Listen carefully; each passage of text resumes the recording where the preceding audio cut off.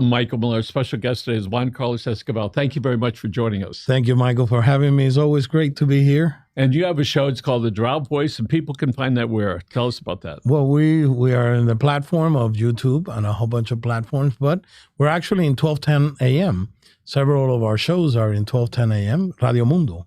We made an alliance with them, but it's a community radio station based in the city of Doral. It's called Doral Voice Radio. Right. And you are welcome to speak. It's in the form of Spanish talk radio, like you guys. It's very similar. We do things very similar. And for a little background, you ran for Doral City Council there? Yeah, back the last election, December 10th. I didn't make it, but a lot of votes, 8,000 some votes. Okay. A lot of people like me in Doral. Yes.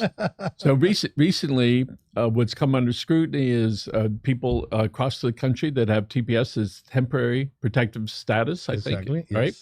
And so the president administration has been given the nod that he can terminate it. Yes. Right?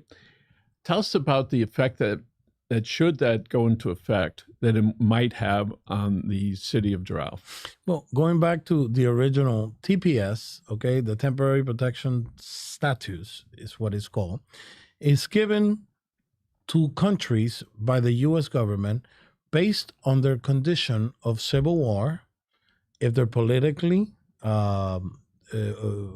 offended, politically, they live on or work legally, and they can live legally and work in the United States. Disasters, like Haiti, is one of the countries that has benefits of a TPS because of the earthquake that happened in Haiti not long ago. It's already been here. It is a temporary thing, but the problem is temporary becomes permanently if you don't find a different law to cover or replace this law. This law became in effect back when George W. Bush was president back in the 1990s, okay?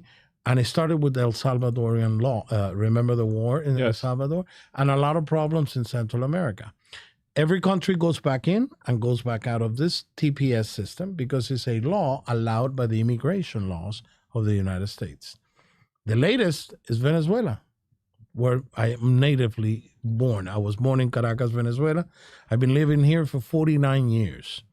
Okay, I'm a U.S. citizen, and my descendants are all U.S. citizens, including my grandchildren. Now, this is a country of immigrants. Our first president was an England president. We all came from England, right? Then why the difference between becoming or having been formed as a U.S. as an immigration country, because we're all immigrants. From where? My grandfather's from Ukraine. Okay. President Donald Trump is from, I think it's Irish, some type of Irish. His wife is I believe is from a different part of Europe. And the vice president's wife is an Indian native. So this is an immigrant country. It's not because of the color of the skin that we're probably being targeted. I don't know. I really can't say.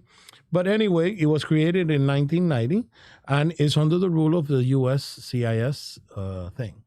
It's interesting to know that it was a group of Venezuela. This was canceled by Donald Trump the moment he took power. What was canceled? The TPS, okay? He said he would suspend the TPS system for Venezuelans, Haitians, Nicaraguans, and Ukrainians. Now, you tell me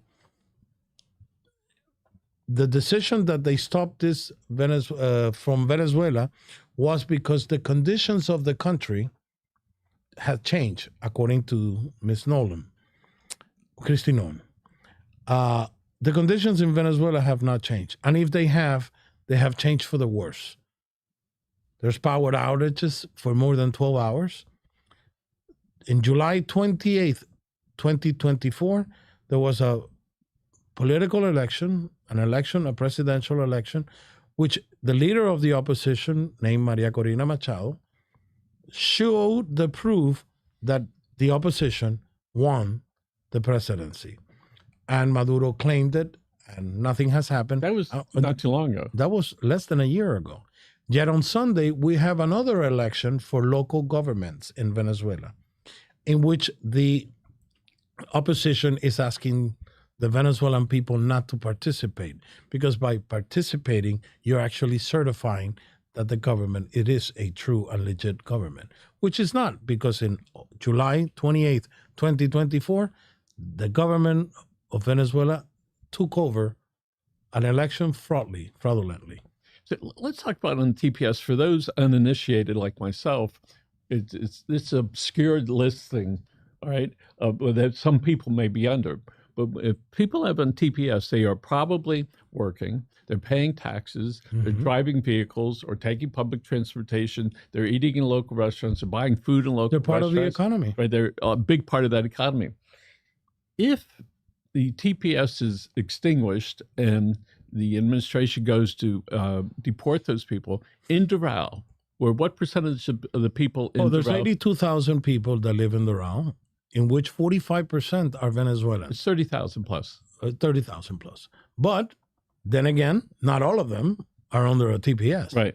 Okay. The big growth of the Venezuelan community may be on a Venezuelan an immigration limbo, meaning they're waiting for a political asylum because they were really persecuted in Venezuela as an opposition person. Okay. Or they're waiting for the TPS, or they're waiting for their investment visas, because we were a rich country. Venezuela was a rich country.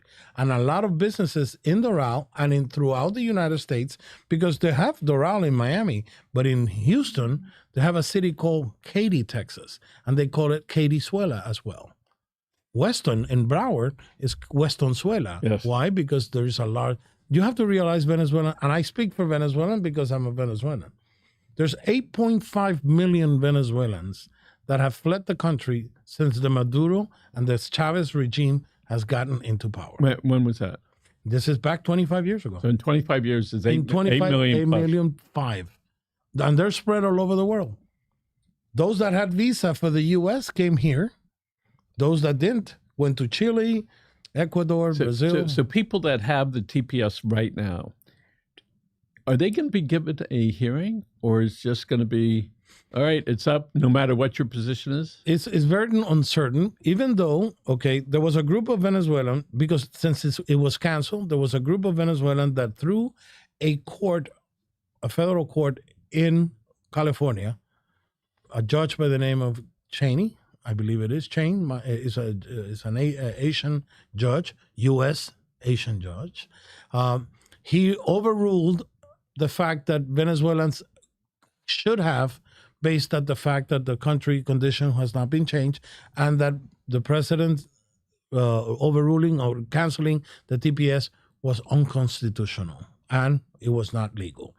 What happens? The administration took this to the Supreme Court, and this week the Supreme Court overruled, saying that President Trump, since the TPS is a decision that is being granted by a president, since it was done by Bush in his first, it is a decision of the president of the United States or the current administration to cancel or not the thing.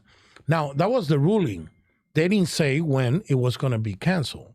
They didn't say it's going to be canceled. Like in the past, prior to this ruling from Judge Cheney in California, they did say it will expire.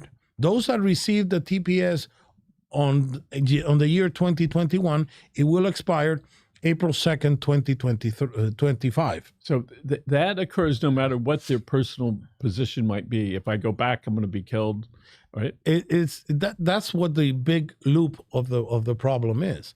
Okay, a lot of Venezuelans left the country because of being opposition against the Venezuelan regime. Okay, and these are not nice people that, oh, you're against me? Well, if you're against me, you better leave. If not, I'm going to put you into jail. There are 1,300 political prisoners in Venezuela right now as we speak.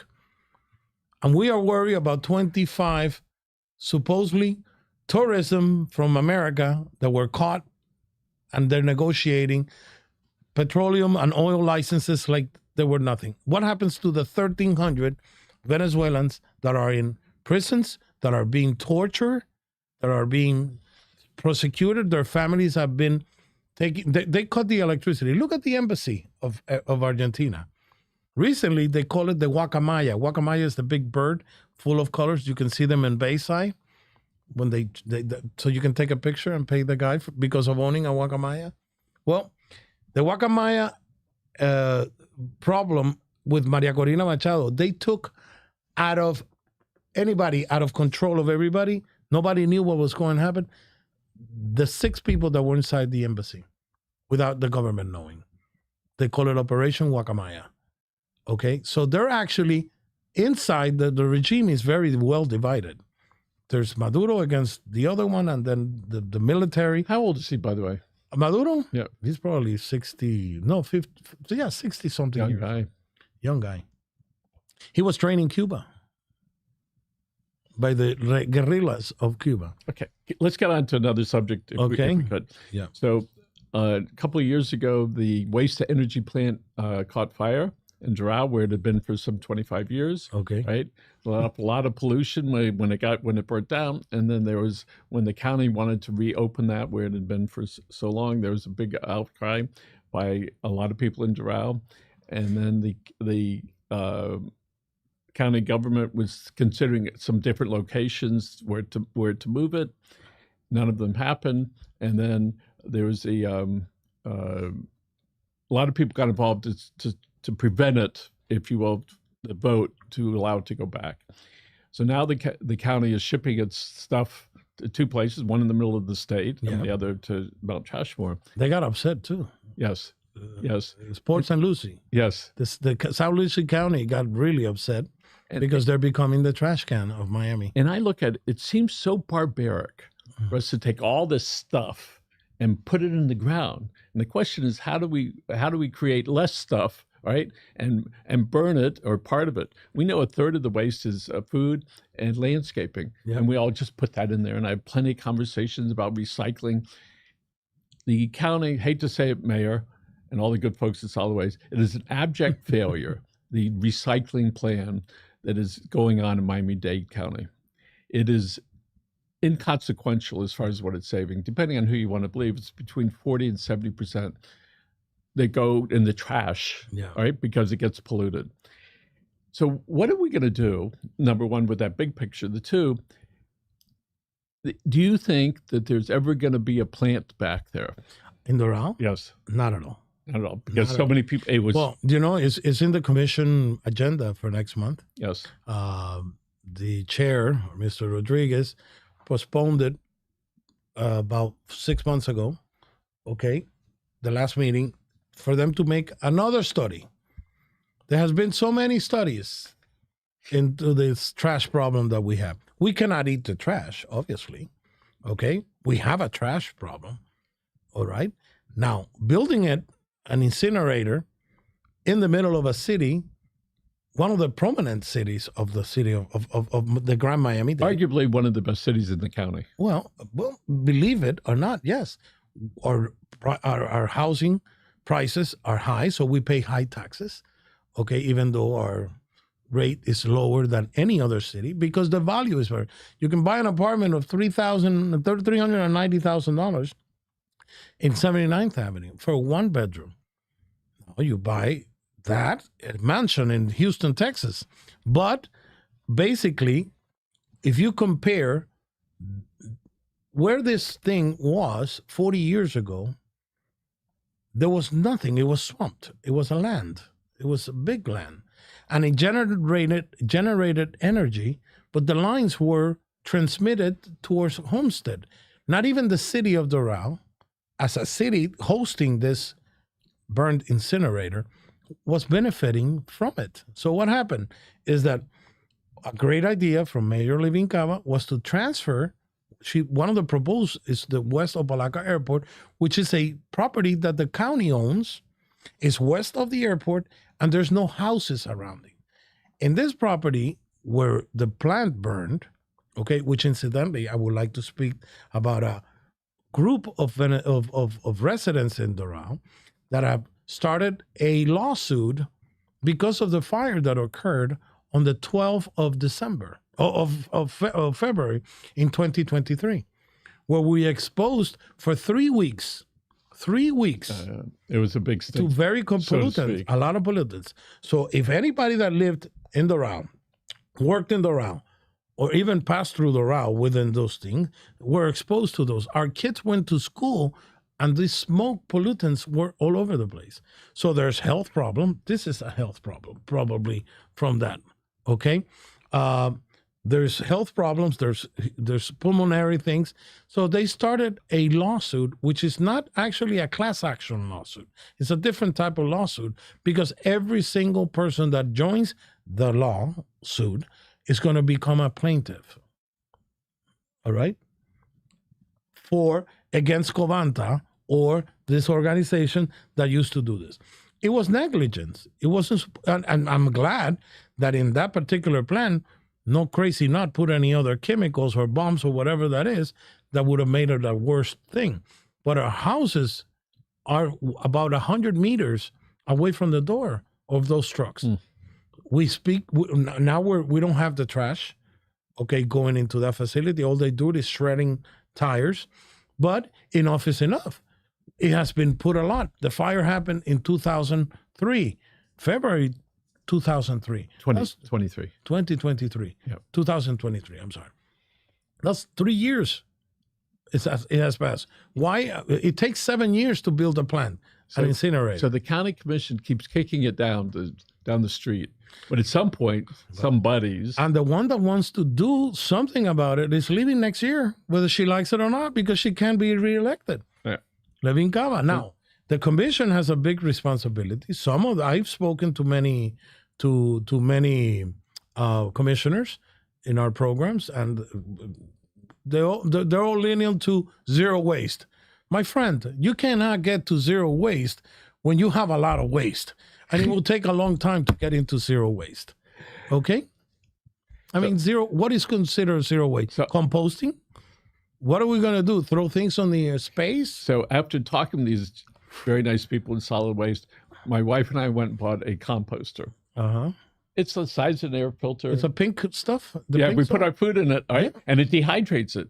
And then after a while, we take it and we throw it away. That was the closest I could get to solving whatever problem it might be. But we realized we have a huge construction business here, and that that waste goes... Not to mention that the remodeling of the old construction is worse. It makes more pollutions, more trash, more construction trash than ever. And we're getting into certifications of buildings that are 30 more plus years, okay? So if they have to be remodeled, the Miami Beach hotels are being remodeled from left to right, and they do it every 5 years because they pass away the savings in taxes. So they got to get invested again before getting outdated. That's why you see some hotels that are beautiful. Well, the amount of businesses or hotels being remodeled and the amount of trash that this thing, drywall, old tiles generates, what are we going to do? Those are the type of things that we should put on the ground and make fake ones, but not mix it with food or other things. Part of this, because this is so out of sight, out of mind for a lot of people, but when we realize all this stuff's going on trucks, and then it goes on trains, and it goes up to the middle of the state, right? The county's paying $500 million a year to put it up there. And you think, oh my God, there's got to be some solution. $500 million? Yeah, $500 million. Right? Well, right. So I don't know what the solution is. And this commission, all right, if they'll maybe be able to kick it down the street a little bit longer, and then they'll be out, and it'll be somebody else's problem. It's been everybody's problem for many years. Yep. One of the problems started when they allowed, okay, because it was the Miami-Dade Commission, before turning Doral into a city, that allowed the zoning department to build homes around this place. And that is a huge problem they created. Now they have to live to the consequences. I know that this lawsuit that I talked to you about is against the operator. It's not against the county, but it may jump into the county. Why? Because a lot of people were hurt. And based on what? how did it get there? You got to go to the source. I remember the TV reports going on, watching the news where the people would say, look at all this stuff. The black smoke was for 3 weeks, believe me. And it took them 3 weeks to extinguish. If you speak to the chief of fire, he said, we're glad that no chemicals were found in there. But they still don't know the cause of what started the fire. So, it was an obsolete plant. It generated originally energy, okay, because of so many years of being on the same technology. It got outsourced, it got outdated, and it was only generating 50 watts of electricity, 50,000 or 50,000 watts a month. But to sustain the plant, 25,000, half of it was consumed by the plant. And then the other half went to Homestead. Let's talk about construction in Doral. What does it look like nowadays as far as commercial? What's coming? Yes. There's a singer in Venezuela called Jose Luis Rodriguez, and he's got a special song said, please hold your handrail for your safety. Doral Boulevard is going to become a chaos in 5 to 6 years. And that's 36th Street. No? That's 36th Street, 41st Street. Yep. It turns 36 then. Why? Because you have over 5,700 units, apartment units, being built, including Mr. Trump Towers in the city of Doral, which has 1,300 and some luxury apartments that are starting in $2 million. 87th Avenue is going to have more traffic. I wonder where the factory of helicopters is being built, because you're going to have a long time. Right now, it's a chaos through the streets because they overdeveloped the city throughout the 23 years that we've been the city. I mean, 22 years. I mean, they're the same roads, okay? Same traffic lights that are not synchronized. So if you get stuck here, the other light goes, then you go, and then you get stuck on the other one. So traffic is a chaos. When Mayor Bodia was in there, he used the Doral Police Department to help the transit go. And he was called by the Miami-Dade Commission, criticized because he was actually resolving his issue, but blocking every other city adjacent to the city of Doral. We have too many cars. Imagine 5,000 units is 10,000 cars, at least mom and dad. Yep. On top of that, 10,000 more cars in Doral. Businesses on the first floor, that's going to generate jobs. People that will live in other cities will come and work in Doral. It's out of the question. It may lose its luster. It may lose its beauty. Yep. It's a city that you live, work, and play. Yeah. And you and sit on traffic. Yes. Juan Carlos, we have 2 minutes left. Is there something else we want to cover today? Well, I wanted to cover the final issue that is happening right now. Senator Rubio, in a recent meeting at the Senate, actually suggested that if the TPS was going to be canceled, that Venezuelans could go into an asylum application. Then Kristi Noem said that you had some limits of time. Maybe they know something we don't know on that particular end. Another one is regarding the trash incinerator and this big, huge lawsuit. These people are asked to go into a page called doralaction.com. This is a page done by the residents of Doral, actually telling the people how to get involved into this lawsuit. There were thousands of people that were affected by that. A lot of thousands. I mean, we're in 82,000. Thousands of people. 82,000 people live in Doral. And we were all exposed. That's not counting what people go to work in Doral. So we remember what happened at 9/11. A year or 2, 3 years later, you had those firemen, unfortunately, and the police and the workers there, that because of what was in the air there, and they were around it. That's what happens with health. Your health problems do not show immediately. Yeah. It shows up through the years. So secure yourself. I mean, what's the web address for the? Doralaction All right, so people can go there, find out about it. They can register, and then they will be contacted by their attorney. There's no cost to anybody on this particular. Let's talk about your show again, Doral Voice. How can people tune into you? Okay, well, we have several programs starting from 7 a.m. to 7 p.m. Okay, my program airs every day from Monday to Friday at 9 a.m. It's in the form of radio, and we talk about every community. Half of the show is an interview like this, but half of the show is very interesting because we tell the other half not so much. There's a lot of news. Michael, I thank you so much for inviting me. It's always a pleasure to be here. I congratulate you for what you do in the 13 community newspapers that you have. Okay, we love to.